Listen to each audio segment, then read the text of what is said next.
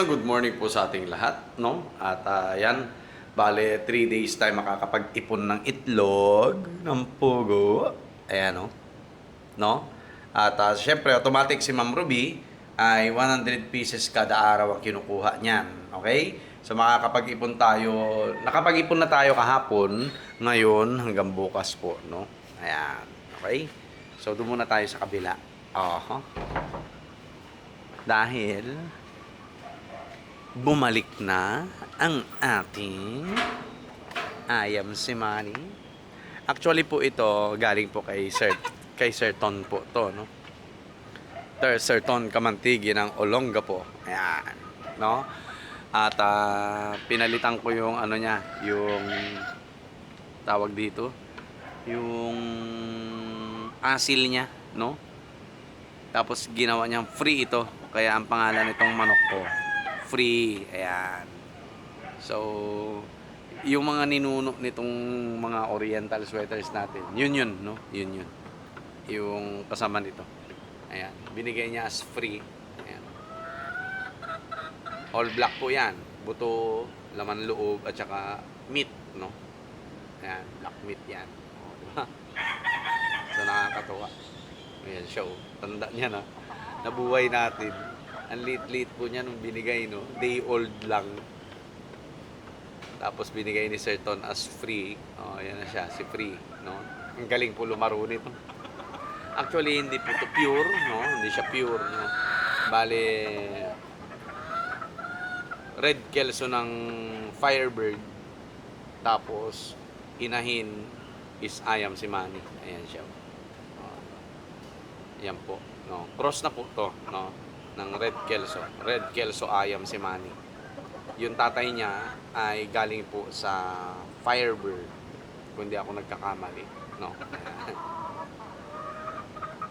Lakas kumain niya, no. Sana makita niya yung inuminan niya, yun, no.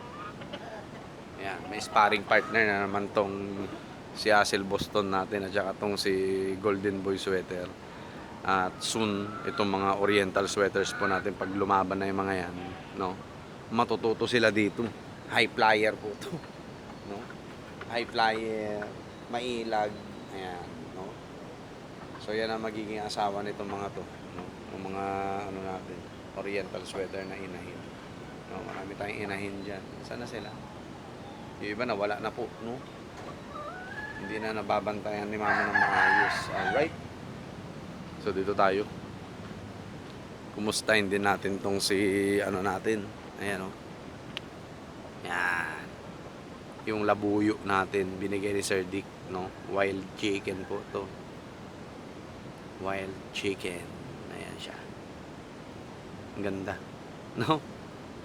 Malasa to. Kung tutuusin to, malasa to, no? Ayan, no? Oo, diba? Tapos silipin natin yung lulutuin ni mama. Pinabili ko siya kasi ng pang sinigang na baboy. Silipin natin. Sisilipin natin yung niluluto ni mama. Ayan, diba?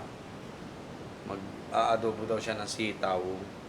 Tapos sinigang na babsi. Ayan, Tapos patis kalamansi sili, o kaya patis bagoong kalamansi sili.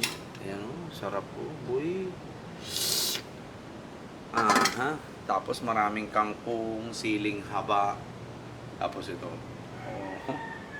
Babawi tayo ng lakas ngayon, no? Babawi tayo ng lakas. So yun. At nagasolinahan na natin sa sasakyan natin. Nakabili na tayo ng feeds nila. Papaubos ko muna kung ano yung doon, no? Bago natin ilagay doon sa mga lagayan ito. Alright? So ito po yung ating mga layers and breeders. Doon sa growing pen 1, yung mga layers po natin. Dito sa growing pen 2, ito yung mga breeders po natin. Nandito yung mga lalaking pugo, no? Ayan sila. Ayan, yan yung mga lalaki, yung mga dark, no? Mga dark. So magpapapisa po tayo kasi kinukulang na tayo ng production ng itlog, no? So paparami tayo ng sisiw. nito para at least ayan o, ayan sila. Yan. Magpaparami po tayo, no? At by July, start na po tayo mag-kolekta ng mga quail fertile eggs at ayan, dito natin isasalang sa mga automatic incubator natin na dalawa. Tapos doon. Yan, maglalagay rin po tayo dyan sa ating DIY incubator. Ginawa po natin yan. 75 to 85% ang hatching rate po niyan. No? So, gawa-gawa lang natin yan. Okay. Ha? Nay? Ano na may tayo doon sa may mga ulo?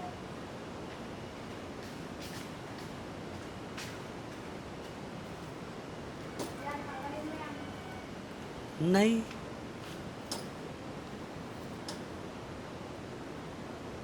Masakit sa mga damit. Ah. Madiskarte yan si mama. Oh. Oh, tignan pag nalaglag yan dyan. Good luck, no? So, yun yung mga breeders natin nandiyan dyan. Ito yung mga layers. For culling na rin to, no? At magbebenta tayo ng quail meat. Ayun, no? So, ang quail meat po natin, kapag nagkal na tayo or nagpapisa tayo para sa karne, is 200 pesos po, ha? Per kilo. 200 pesos per kilo. Pero titingnan pa natin, no? Titingnan pa natin kung paano ang kalakaran niyan, okay? So ito, binakante na natin at nilinis na rin po natin yung ilalim niyan, wala nang dumi. Ayan, oh. Dahil gagawin natin brooder. Ayan, oh. Brooder po ng ating mga pasisiw na pugo, no? Ayan, okay? Naka-ready na rin yung mga pakainan, painuman para magsasalang na lang po tayo, no? Magsasalang na lang. Ayan, no? Pakainan, painuman. Yan. So, nag-invest din po tayo sa mga pakainan, painuman, no? At para hindi na tayo bili ng bili. So, actually, ito 3 years ago pa. Pero ngayon, papakinabangan pa rin natin, di ba? Okay? Ayan. Yung mga banga na inuminan doon sa kabila, no? So, marami tayo dito. Ayan, no? Yan. Painuman din yan. Tsaka dito, marami pa rito. No, marami pa dyan. Okay? So, yun. Marami pa po tayong pagkain ng manok. Ayan, pansisiyo. Yung pampugo natin, marami-rami pa na sa kalahati pa. Tapos pang panabong na manok. Papaubos ko na lang to. Yung Enerton, masyado malalaki. Yung pellets niya, no? Kaya ipaubos na lang natin yung Enerton. At maghahagibis na tayo. Ito, punta na nga natin. Yung hagibis is special po, no? Yan.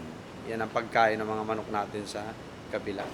Tapos bumili na rin tayo ng Pilmeco Quail Layex or Avimax para sa ating mga pugo, no?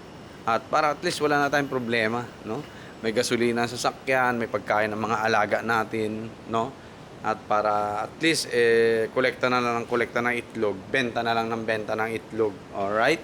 So ito, July, August, magagamit na po natin yan. Mag-i-start na po tayong magpapisa ng quails. Alright? For the meantime, pambenta po ang ating mga itlog. Ayan po, no? Pambenta po ang itlog. So yun, wala naman tayong gagawing special ngayong maghapon, no? Mamaya na siguro ko after lunch, tawag rito. After lunch na siguro ako gagawa ng mga dapat gawin, no? Yung lesson plan, ganyan.